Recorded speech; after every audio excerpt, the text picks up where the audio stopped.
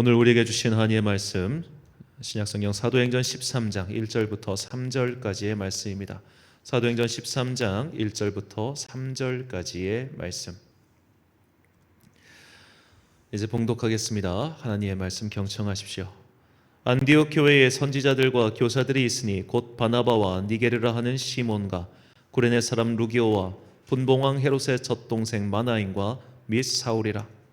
주를 섬겨 금식할 때에 성령이 이르시되 내가 불러 시키는 일을 위하여 바나바와 사울을 따로 세우라 하시니 이에 금식하며 기도하고 두 사람에게 안수하여 보내니라. 아멘. 선지자에게 되어 49번째 시간 함께하는 기도란 제목으로 하나님의 말씀 선포하겠습니다. 인간은 참 독특한 존재죠. 인간에 대해서는 연구하면 연구할수록 참 연구의 주제가 끊이지 않는다는 것을 사실 우리는 모두 다 알고 있습니다. 인간에 대한 여러 가지 신화의 이야기 중에 제가 참 되게 의미심장하게 보는 그런 전래동화 같은 이야기가 도플갱어 이야기예요. 제가 알기로는 루마니아 쪽의 그런 민담, 속담 정도로 알고 있는데 이 도플갱어, 그러니까 이 세상에는 분명히 나와 똑같이 생긴 어떤 한 존재가 있다라는 겁니다. 이걸 악마가 우리의 몸을 복사해서 갖고 갔다 뭐 그런 민화인데 그렇게 나와 똑같이 생긴 존재, 하나 이상 존재하는 나와 똑같이 생긴 그를 마주하게 되면 내가 죽는다는 거예요. 그래서 나와 똑같이 생긴 어떤 존재에 대해서 되게 불안해하는 그런 마음이 또 있습니다. 또 이제 아마 유럽 쪽에 이것도 민담으로 알고 있는데 쌍생아, 그러니까 쌍둥이라고 하죠. 쌍둥이는 불길하다는 거예요. 기본적으로 쌍둥이에 대한 그 전래동화나 신화가 좋은 게 별로 없습니다. 이건 아마도 이제 엄마의 태에 둘이 들어가 있으면 사실 사산의 위험도 높고 또 이제 한쪽이 죽는 경우도 많기 때문에 그런 것이 아마 민담으로 발전되지 않았을까 생각이 드는데 쌍둥이에 대한 신화의 평이 좋은 게 별로 없어요. 그러니까 나와 닮은 존재는 필연적으로 나에게 불안감을 준다는 거예요. 나와 닮은 존재는, 나와 똑같이 생긴 존재는.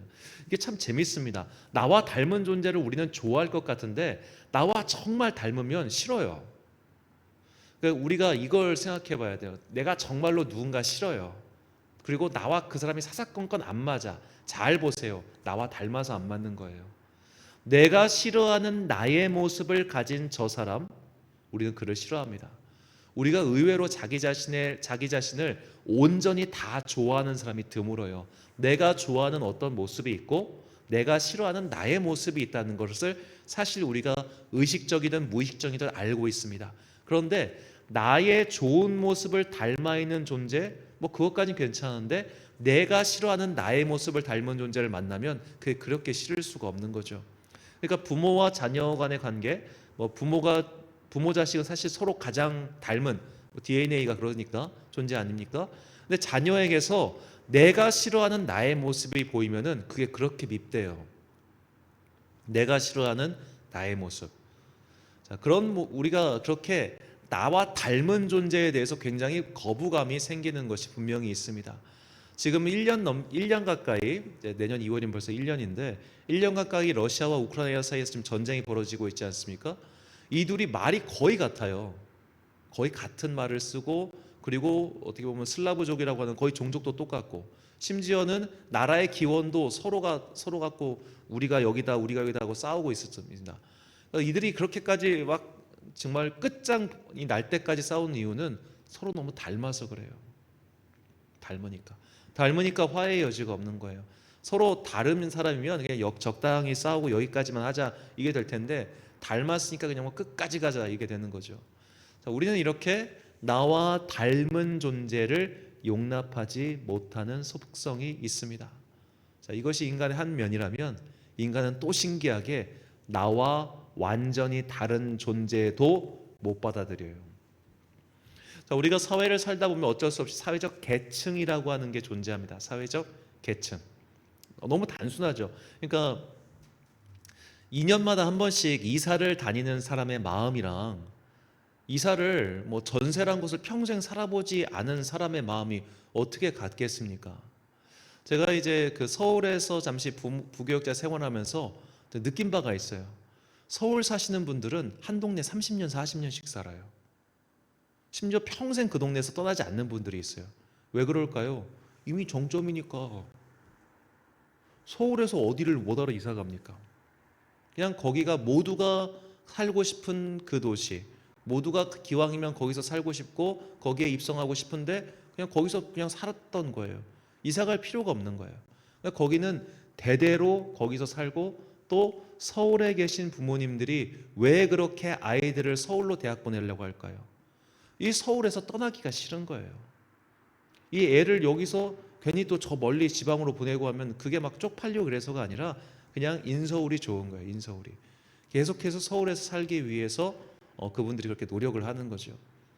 자, 근데 반면 지방에 사는 사람들은 이사를 정말 많이 다닙니다.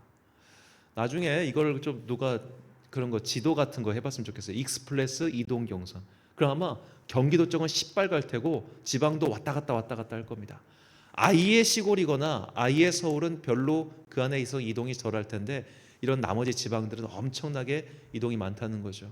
이런 식의 사회적 계층이 분명히 나뉩니다.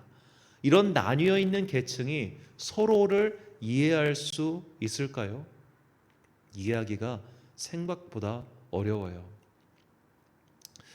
집으로만 따져도 우리가 참 이 사회적 계층을 굉장히 잘 보여준 그 영화가 기생충 영화이지 않습니까? 그래서 이제 그 영화가 상도 받았는데, 누군가는 반지하의 삶이 있고 누군가는 위의 삶이 있어요.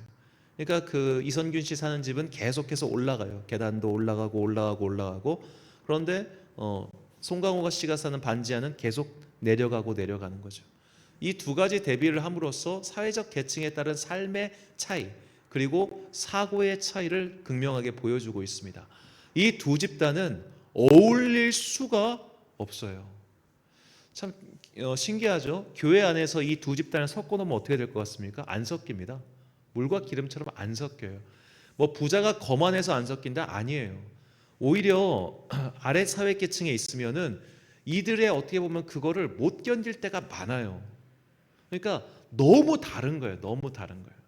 예전에 그 서울에 있는 강남에 있는 S교회에서 유치부 전도사를 했던 제 동기의 말인데, 유치부 선생님들 중에 단 평생 동안 한 번도 부엌에 들어가 보지 않은, 그러니까 다 여자 선생님들인데, 자녀를 키우는 선생님들인데 부엌에 안 들어간 분들이 많은 거예요.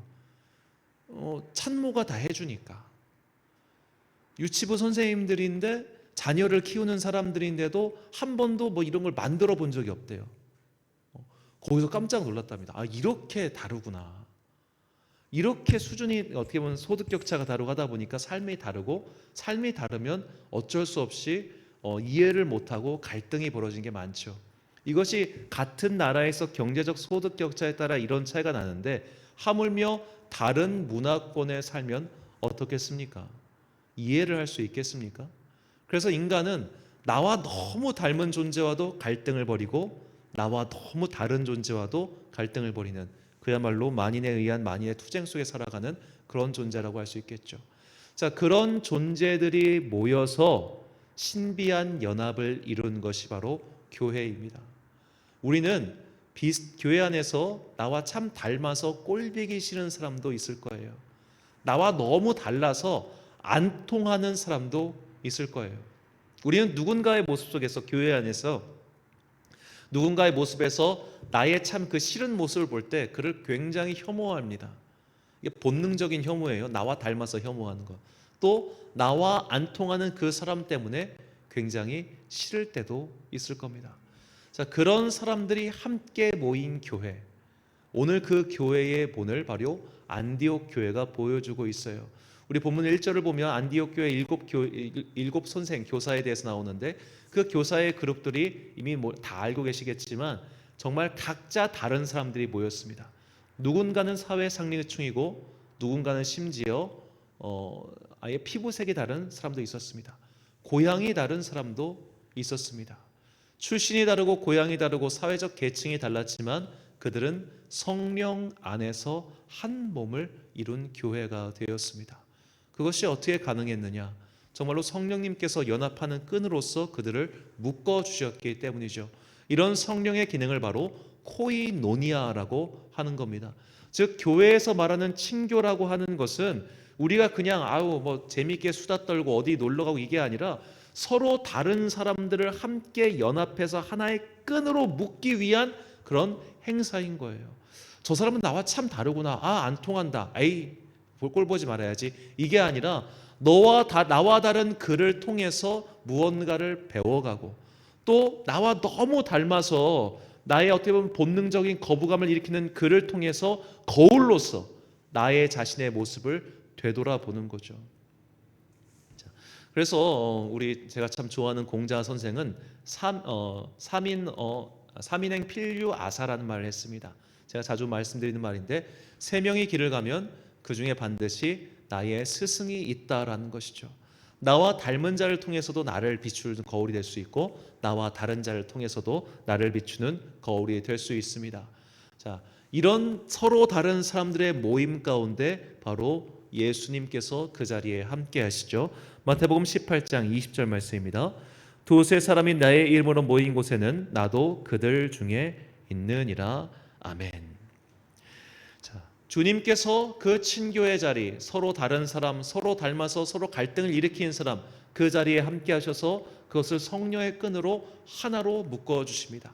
그렇게 하나로 묶어서 나아갈 때 우리가 정말로 서로 함께하여 놀라운 하나님의 일을 이룰 수 있는 것이죠. 자, 우리가 오늘 이 함께하는 사람들의 모임을 통해서 우리는 첫 번째로 서로 다른 사람들이 함께 연합하는 것, 그것의 중요함을 볼 수 있고요.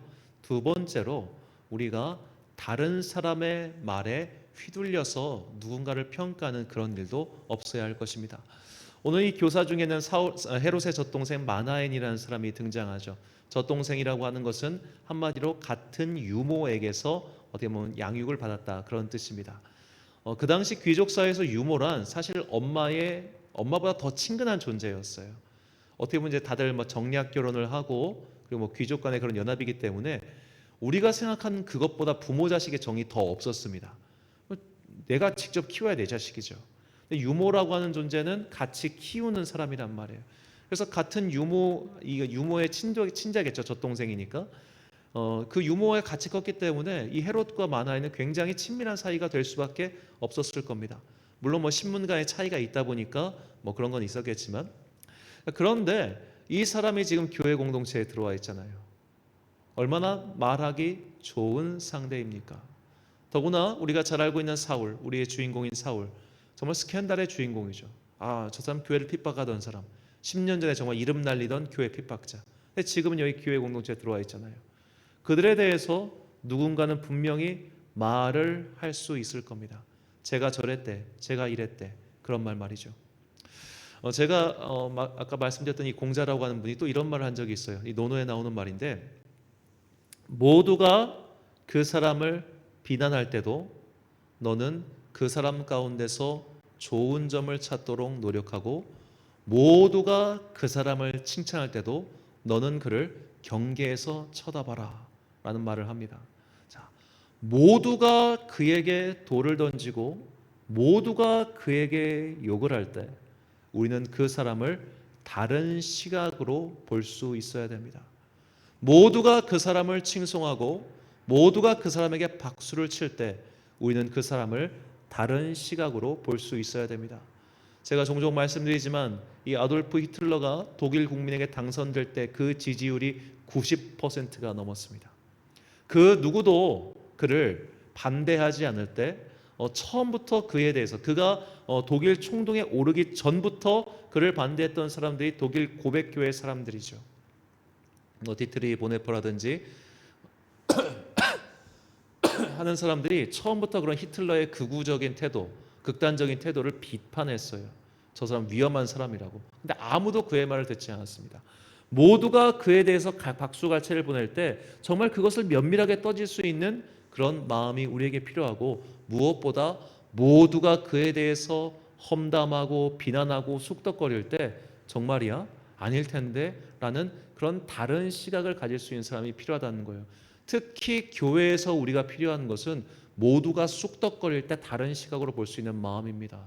정말로 이 쑥덕거림이 정말 대단해요. 이게 안 좋은 교회일수록 그런 게 참 많은데 소위 말해 뒷말이 많습니다. 내 인생에서 우리가 정말 언어 습관을 잘 봐야 되는데 내가 뒷말을 많이 하면 많이 할수록 사실 내 영혼은 병들어 있다는 거예요. 내 영혼이 병들어 있는 상태, 그리고 영혼이 병들어 있는 공동체는 그렇게 많이 말을 만들어냅니다. 물론 그 말은 분명히 어떤 사실을 근거한 가공이에요. 그런데 그 가공이 쌓이면은 정말 나중에는 동이 서에서 먼 것 같은 정말 괴상한 이야기가 창출될 때가 많습니다. 그러므로 우리가 모였을 때 어떤 말을 하느냐, 누군가의 소위 뒷담화를 하고 있는가, 아니면 그런 것에 대해서 말하지 않고 정말로 당신 이번 주에 어떤 교제를 나눴어? 당신 이번 주에 주님과 어떤 말을 나눴어? 이런 정말 아름다운 교제를 나누고 있느냐? 우리 천안에 이제 주복교회라는 교회가 있는데 이 교회에는 재밌는 게 있어요. 그 식사를 할 때 대화 매뉴얼이 있습니다. 교인 간의 식사 대화 매뉴얼. 왜 이런 걸 만들었을까요? 이 목사님이 생각할 때 교인들끼리 밥 먹을 때 쓸데없는 얘기만 하더라는 거예요. 이 세 가지에서 벗어나지 않더래요. 애들 교육 얘기, 부동산 얘기, 남 뒷담화. 이 세 가지에서 벗어나지 않는 걸 보고 식사할 때는 교인들끼리는 이거 주제로만 대화하세요라고 가이드라인을 만들어줬답니다. 자, 우리가 얼마만큼 남에 대해서 많은 말을 합니까? 제가 참 좋아하는 이 갈릴리 갈멜산 기도원의 이 조성근 원장님이라는 분이 이것에 대해서 정말 촌철살인 같은 말을 하신 적이 있어요. 제가 설교 시간에도 몇 번 인용을 했었는데 어느 날 이분이 저 기도원 정문 쪽을 보니까 어떤 사람에게 담배를 물고 있더래요. 그래가지고 어딜 건방지게 기도원 정문에서 담배를 위에 물어? 하고 가보니까 담배가 아니라 153 볼펜. 153 볼펜을 저 멀리서 요렇게 들고 있으니까 담배처럼 보였다는 거예요. 그분이 그러고 나서 이 말씀을 사람들에게 던지셨습니다. 네가 봤어? 왜 당신이 보지도 않은 일을 얘기해? 당신이 들었어? 직접 들었어? 직접 듣지도 않은 일을 왜 옮겨? 그분은 말투가 굉장히 직설적이셔가지고 이렇게 하셨는데 그게 확 와닿습니다. 보지도 않고 듣지도 않고 카더라 통신을 그렇게 날아다니면서 나중에는 그게 진실로 둔갑되어 있더군요. 우리가 내 입이 그런 말의 주인공이 돼서는 안 됩니다. 우리가 정말 세상의 흐름과 다르게 살아가는 그리스도인이 되기 위해서는 남들이 다 비난하고 있을 때도 아닐 텐데 내가 한번 확인해 봐야겠네, 그런 마음이 필요하고, 모두가 그를 칭송하고 칭찬하고 있을 때도 그런가, 내가 다시 한번 봐야겠네, 그런 정중동의 자세, 정말 중심을 지키는 그런 자세가 필요합니다. 마지막 세 번째로 우리는 같은 목표를 향해 함께 기도하는 공동체가 되어야 됩니다. 자, 서로 다른 사람들이 모였습니다. 물론 비슷한 사람도 있었겠죠. 예를 들어 이제 같은 고향 출신인 바나바와 또 다른 사람이 있긴 한데, 자, 그런 식으로 누군가는 비슷한 사람이었고 누군가는 이질적인 사람이었고 누군가는 스캔들의 주인공이었습니다. 서로 다른 사람들이 모였지만 그들이 함께 기도할 수 있었던 것은 성령님께서 그들을 한띠로 묶어주셔서 같은 기도의 제목을 주셨기 때문이에요. 그저 함께 모여가지고 각자 개인 기도하세요 이게 아니라 함께 모여서 우리가 어떤 방향으로 나아가야 될까, 어떻게 성령의 인도하심을 받아야 될까, 분명히 성령께서 함께 하셔서 말씀이 홍황하여 많은 사람들이 주님께로 돌아오고 있는 이때에 우리는 무엇을 해야 되는가라고 하는 공동의 기도 제목을 가지고 함께 기도하는 공동체였다는 겁니다. 이것이 안디옥 교회의 저력이었죠. 서로 다른 사람들이 모였어요. 교회는 어쩔 수 없이 항상 서로 다른 사람들이 모입니다. 서로 다른 사람들이 모이기 때문에 잡음이 없는 교회는 단 한 군데도 없습니다. 모든 교회는 다 잡음이 있고 갈등이 있어요. 하지만 교회가 그럼에도 불구하고 앞으로 향해 나아갈 수 있는 것은 같은 기도의 제목을 공유하고 있기 때문입니다. 즉 함께 한 마음이 되어 한 기도의 제목을 가지고 나아갈 수 있는 그 비전이 있을 때 교회는 서로 다른 사람들이 모여도 잡음이 없는 교회가 될 수 있는 거예요. 이것이 새해에도 변함없이 이루어져야 할 우리의 기도의 제목입니다. 우리는 다른 사람들입니다. 사회 계층이 다르고 출신이 다르고 환경이 다르고 경험이 다릅니다. 우리는 다 다른 사람이에요. 그런데 다 다른 사람 중에 어떤 사람은 나와 같은 모습, 즉 내가 싫어하는 나의 모습을 갖고 있기 때문에 혐오감을 불러일으키고 갈등을 불러일으켜요. 이런 인간 사회의 갈등은 인간이 존재하는 한 끊어지지 않아요. 하지만 그럼에도 불구하고 우리는 그런 다름, 서로의 다름을 인정하고 그 다름을 증오하거나 멸시하거나 심지어 없는 말을 만들어내서 카더라라는 말을 하면서 서로를 살키고 상처 주는 것이 아니라 함께 같은 기도의 제목, 즉 같은 비전을 갖고 기도할 때 우리는 정말로 놀라운 하나님의 일하심을 보게 될 것입니다. 그래서 사도 야고보는 우리에게 이 함께하는 기도의 능력에 대해서 다음과 같이 말했습니다. 야고보서 5장 15절과 16절 말씀입니다. 믿음의 기도는 병든 자를 구원하리니 주께서 그를 일으키시리라. 혹시 죄를 범하였을지라도 사하심을 받으리라. 그러므로 너희 죄를 서로 고백하며 병이 낫기를 위하여 서로 기도하라. 의인의 간구는 역사하는 힘이 큼이니라. 아멘. 사랑하는 천안광성교회 성도 여러분, 그리고 이 기도에 함께 참여하고 계신 귀한 주님의 자녀 여러분, 의인의 간구, 즉 그리스도 예수의 이름으로 이곳에 모인 모든 성도들의 간구는 역사하는 힘이 크다라고 분명히 말씀하셨습니다. 지금까지 함께하신 에베네셀 하나님의 은총이 새해에도 변함없이 더 역사하시는 임마누엘의 은총이 되기 위해서는 우리가 함께 모여 기도해야 됩니다. 함께 모여 하나의 비전과 하나의 제목을 가지고 기도해야 됩니다. 너와 나는 다른 사람이에요. 너와 나는 분명히 다르고 때로는 혐오감을 일으키기도 하고 때로는 미움을 일으키기도 하고 때로는 저 사람에 대해서 없는 말을 지어서라도 그 나의 미움을 표출하고 싶은 대상이 여기에 있을 수도 있어요. 하지만 우리가 하나의 기도 제목을 가지고 하나의 비전을 가지고 하나의 교회로서 뭉쳐서 기도하며 성령의 은혜를 구하는 한 우리는 서로 다를지라도 인정하게 될 것입니다. 저 사람의 모습 속에서 나의 혐오감을 불러일으키는 어떤 모습을 보게 되더라도 우리는 그를 사랑해 줄 수 있게 될 겁니다. 다르기 때문에 사랑할 수 있고 비슷하기 때문에 사랑할 수 있게 될 겁니다. 언제? 같은 목표를 가지고 함께 기도할 때 말이죠. 이것이 의인의 간구에 역사하는 큰 힘입니다. 병이 낫는 것보다 내 삶에 어떤 문제가 해결되는 것보다 더 큰 기적은 서로 다른 자들이 함께 모여 교회를 이루는 기적입니다. 그 놀라운 기적을 향해 나아가는 새해가 됩시다. 그 놀라운 기적을 꿈꾸는 2023년이 됩시다. 새해에도 변함없이 함께 모여 기도할 때 의인들의 간구에 역사하는 힘이 큰 것을 우리 모두가 보게 될 것입니다. 그 간증의 주인공, 그 기적의 목격자들이 되시길 예수 그리스도의 이름으로 축원합니다. 이 찬양 부르신 후에 함께 기도하겠는데요. 우리 함께 기도해 이 찬양 부르시고 함께 기도하겠습니다.